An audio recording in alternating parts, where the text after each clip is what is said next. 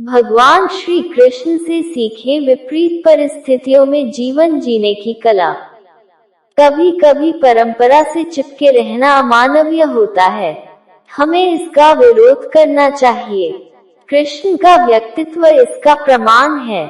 कृष्ण किसी के विरोधी नहीं थे, वह कौरव और पांडव दोनों का हित चाहते थे। जैसे दो जुआरियों की एक ही माता एक की जीत चाहती है तो दूसरे की भी पराजय नहीं चाहती। यह कृष्ण के व्यक्तित्व का अंतर्द्वंद्व है।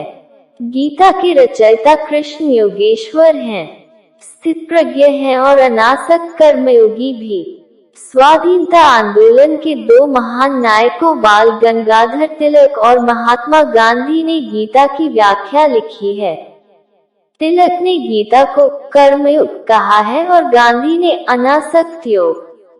स्वाधीनता आंदोलन के लिए प्राण देने वाले क्रांतिकारी कृष्ण की लिखी गीता से प्रेरणा लेते थे। तस्मात् युद्धस्व भारत, यानी युद्ध करो। मनुष्य के ऐतिहासिक विकास के लिए संघर्ष जरूरी है। इसके प्रतीक है स्वयं कृष्ण। भगवान कृष्ण की ओर से दिए गीता के उपदेश हर किसी के लिए जीवन दर्शन प्रस्तुत करते रहे हैं। श्री कृष्ण हमें विपरीत परिस्थितियों में भी हौसला बनाए रखने की प्रेरणा देते हैं। कृष्ण का जीवन अन्याय का विरोध करने व उस पर विजय प्राप्त करने में ही व्यतीत हुआ है। कंस हो या कौरव, पांडव दोनों ही निकट के रिश्तेदार थे। कृष्ण ने इस बात का उदाहरण प्रस्तुत किया कि धर्म की रक्षा के लिए रिश्तों को नहीं, कर्तव्य को महत्व देना आवश्यक है। समस्त शक्तियों के अधिपति युवा कृष्ण महाभारत में कर्म पर ही विश्वास करते हैं। गोकुल का ग्वाला, ब्रज का कान्हा धर्म की रक्षा के लिए रिश्तों के मायाजाल से दूर व मोह माया के बंधनों से अलग है। कुरुक्षेत्र की भूमि पर चचेरे भाइयों के बीच होने जा रहे महायुद्ध में एक तरफ कौरव और दूसरी तरफ पांडवों की सेना खड़ी थी। अपने सामने प्रतिद्वंद्वी शत्रु के रूप में खड़े परिजनों, गुरु और मार्गदर्शकों को देखकर अर्जुन के हाथ कांपने लगे।